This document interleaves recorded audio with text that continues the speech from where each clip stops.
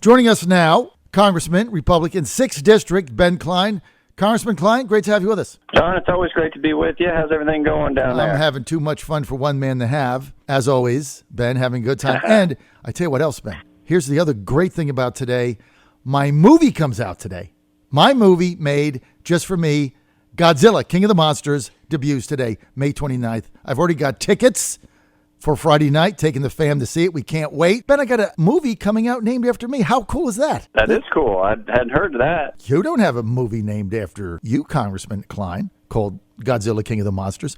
Only I have a movie named after me, and it comes out today, and I can't wait to see it. Ben Cline, let's get on to some very serious issues. The investigation of the investigators, I want to start there. Here's what's interesting. The Democrats now whining about declassifying documents. By the way, these were the same Democrats that were saying that all the documents should be declassified when they were in the minority, and we were doing the Mueller report. Mark Warner, who said, well, all the documents should be declassified as it relates to President Trump, the Mueller report. Now he's saying, well, we can't declassify these documents. It's a security risk. Hypocrisy, or what am I missing? Well, I think that they are nervous about what is going to be found by the Inspector General. He's going to come out with his report here in the next couple of weeks about what was going on at the FBI. And then we're also going to hear potentially, because Barr has appointed a U.S. attorney to look into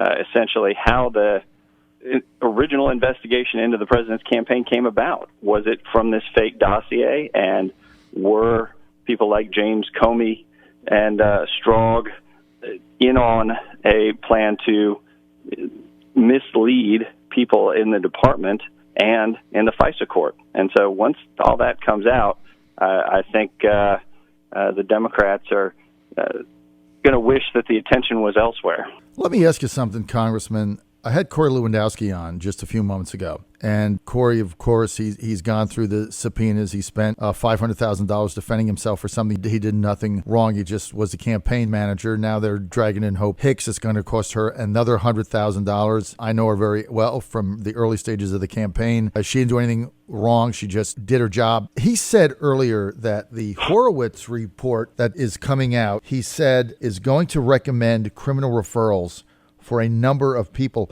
He also said that it shows redacted documents that go as high up as Rhodes or Rice or Biden or former President Obama.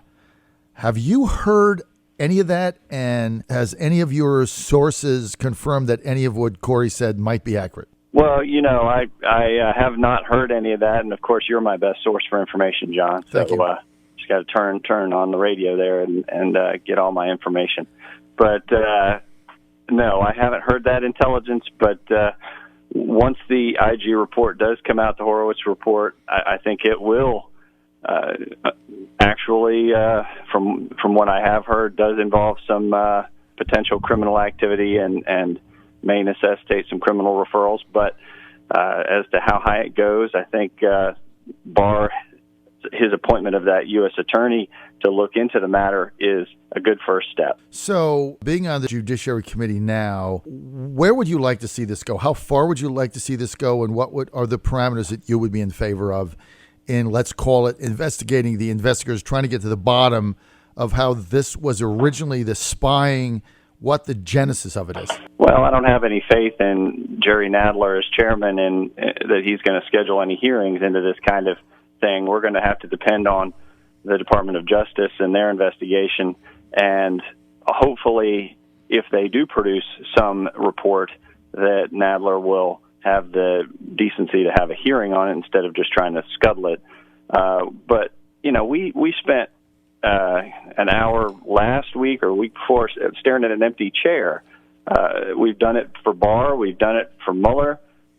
We've done it for the White House counsel Don McGahn, just for the show of it. And, you know, there's a need for the White House to, as they say, exert executive authority over some of the information. That may be, but to just put on a political show instead of actually using the time to do things like, I don't know, address the crisis at our border it just is very frustrating to those of us who want to get stuff done. And so I'm hoping that once we come back from this Memorial Day recess, that the chairman will have a change of heart and actually want to deal with some legislation on some critical issues facing this country. Congressman, in Jerry Nadler's committee, Chairman Nadler, have you ever had a conversation with him? Has he ever allowed you to talk to him, or are you able to have a conversation with him or a staff and give him some feedback in order to voice your opinion of what the committee is doing, or does he just shut you out and only deal with the Dems in there? Well, Nadler, my chairman, and I'm glad to hear that he's physically recovered. He had an incident there that was on TV. I saw that he was dehydrated or something, had to be taken to the hospital, but he's fine, and that's good. But no, I haven't had a conversation with him because he's so deep in the swamp that he's not going to change his ways. He's been there far too long, and he's controlled by his conference, which includes many of the most extreme members of the left. But I have had some good conversations with some of the freshman Democrats. They're new to the system, and I don't have AOC or Tlaib or Omar or any of the most radical leftists on my freshmen on my committee. The Judiciary Committee does have many liberals, and the further you go up, the more liberal they get. Sheila Jackson Lee and Eric Swalwell and Congresswoman Bass. All of them are very, very liberal on the top row. The bottom row, they haven't quite, we're still all settling in and getting to know each other. So hopefully we'll have some good conversations, continue to have some good conversations to be able to get some good things done. Do you think a majority of your colleagues on the Judiciary Committee on the Democratic side favor going forward with impeachment hearings on President Trump? I haven't taken a poll, but I am disturbed by just how anxious everybody is without seeing all of the information. We still haven't seen the redacted portions of the Mueller report. I would like to see those, except for the grand jury testimony, which is what's holding everything up. Jerry Nadler wants the Attorney General to disclose grand jury testimony, which is against the law, and that's why he won't do it. And in the process, we're not getting to see under the redactions for the other information that's in the Mueller report. And I've told him, just follow the law, and this will all work itself out. And unfortunately, they're asking the AG to break the law, and that's inappropriate. Congressman Cline, have you had a chance to read the entire 435-page Mueller document? I have. I read it over Easter weekend. Well, that's a fun way to Not spend the best way to spend Easter weekend. But I know, right? Much to the chagrin of your family and your wife. So you did read it over Easter weekend. So what was the purpose of the Democrats reading it aloud and wasting hours and hours of time? I mean, you're on the committee. You read it. Did you reach the same conclusions as Bill Barr did, or were there things in it that were different than the way Barr presented it? Well, I read Barr's letter summarizing what was in the report. Then when the report came out, I read the report.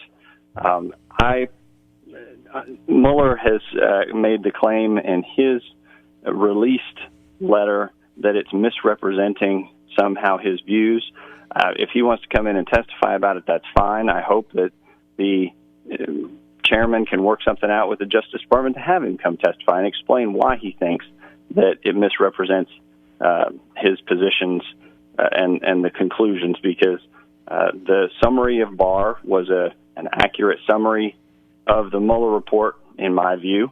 And after reading it, what's frustrating to me is stunts like reading it aloud on the floor in committee by the Democrats. People call it the swamp. I call it the circus, because it is a show. And they put on so many of these shows. We don't have these kinds of shows, theatrics in Richmond, because we don't have time. We have to get to the business of the people, have to balance the budget, get the job done. And, every day I tip my hat to the folks fighting in Richmond, because they aren't wasting a lot of time on the theatrics of the moment and empty chairs and reading Mueller reports from the floor. So I hope Washington can look to places like Richmond and adopt more of the common sense processes that Richmond has been successful with for so many years. Well, I tell you what, they need to take a little Virginia to Washington, D.C., no question about it. You're on the John Fredericks Radio Network, Trucking the Truth Across America. I am your Godzilla of the Truth. My movie comes out today. By the way, we are with Congressman Ben Cline, Republican, 6th District of Virginia. Now, he replaced Bob Goodlatte, who was there a very long time. He was the chairman of that committee back in the day. Wasn't that long ago, but it seems like, wow, Bob Goodlatte was chairman. Like, when was that? How long has Nadler been there? 6 months? It seems like it forever. By the way, we do hope that Congressman Nadler, Chairman Nadler, is feeling better, and it's tough to go. I think he had that a long time ago. He had that weight loss surgery where you take part of your stomach out, and that's a very dangerous surgery. I mean, a lot of people have had that and have had complications with it. So if you're thinking about getting that, don't just get on the treadmill. You're a lot better off. Of course, I don't go on the treadmill, but if I were to want to lose weight, that's what I would do. Oh, now, Ben, let's get back to you. Let's get to the Iranian situation. The president campaigned against not getting us involved in these foreign entanglements. He made a statement in Japan that he was not interested in going to war with Iran. He was going to continue to strangle them economically with sanctions to change their behavior. How do you stand on this? Well, I think that the actions that the administration is taking, they're working. They're doing their job. They're crippling the economy. They're putting a stranglehold on the regime, and the regime is lashing out, and the president knows it's working, so he's committed to making sure that we stay the course, and I'm supportive of that. I'm not supportive of military action because I don't think it's necessary. I think that the different economic policies that we're taking with Iran are working, and I want to stay the course. All right, Ben Cline, not in favor of conflict with Iran militarily and not part of the Washington swamp neocon network that we have to encounter there every day. You know what's interesting, Congressman? You go there, and I've been there now since Trump got inaugurated, right, so 2017. It is amazing the number of military complexers, as I call them, and neocons that are embedded in Washington. Like, they're all over the place. And, people talk about the deep state. It's really, there's this neocon warmonger network. Have you ever seen anything like this at all? Well, I've seen a lot of patriots who are definitely supportive of an aggressive military and of a bolstered military, of a strong military, and believe that peace through strength is the way to go, and that you have to be that global actor to maintain that peace. I think that we can be strong, but also be reserved and targeted in what we do. We have to. We can't be everywhere, and we can't intervene in every situation. And so that's. I'm a little more reserved than some of my colleagues who do want us to send the ships everywhere and send the troops everywhere. That's not me. Well, I'm glad of that. That's why you're doing a fine job up there. But the neocon network, just so people know, in Washington, D.C., it's very powerful, and it transcends administrations. And that's why we're involved in all these foreign entanglements that the president's instincts are to get us out of, and he should continue to follow those. Okay, as you know, Ben, I never met a tariff I didn't like. I'm a protectionist. I'm proud of it. So I don't run around talking about I'm for fair trade instead of free trade or whatever. Look, I'm for tariffs. Now let's get to USMCA, the president getting rid of NAFTA, which I thought was a disaster. In fact, back in the day when Newt Gingrich and Bill Clinton were for it, there were only 3 Republicans in the United States that were opposed to it. Me, Trump, and Pat Buchanan. That was it. USMCA, it's going to come to the well. Are you in favor of it? Yes or no? Yes, because I think it's an improvement over NAFTA. I think the president's done a good job of negotiating better policies for our workers, better policies to bring back manufacturing to this country, to be energy independent. And he's gotten concessions out of Mexico. He's gotten concessions out of Canada. and we need to go ahead and pass it. Nancy, our speaker, is trying to leverage it to add environmental provisions and labor provisions to weigh it down and hurt our economy and hurt our workers and hurt our manufacturing. I hope we don't agree to that. I hope that the Senate takes it up, and I think they can pass it pretty quickly. And then I hope that she brings it up in the House, because I know it has the votes. It's just whether she can be convinced to bypass the most radical leftists in her conference to bring it up for a vote. Well, the hypocrisy, I got to go, but the hypocrisy of the Democrats on this is amazing.